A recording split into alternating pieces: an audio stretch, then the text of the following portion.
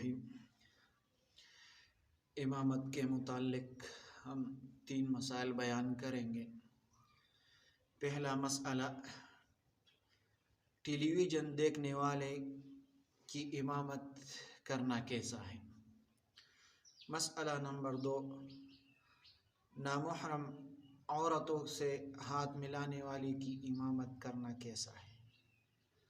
مسئلہ نمبر 3، سود خور کی امامت کرنا کیسا ہے۔ مسئلہ نمبر 1، ٹیلی ویژن دیکھنے والے کی امامت۔ ٹیلی ویژن دیکھنا حرام ہے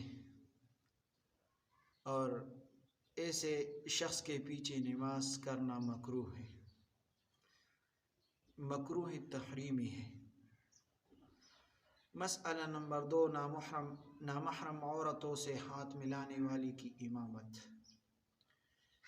نامحرم عورتوں کے ساتھ ہاتھ ملانے والا فاسق ہے، اس لیے اس کی امامت مکروہ تحریمی ہے۔ مسئلہ نمبر 3، سود خور کی امامت۔ سود خور کی امامت، ایسے شخص کو امام بنانا مکروہ تحریمی ہے۔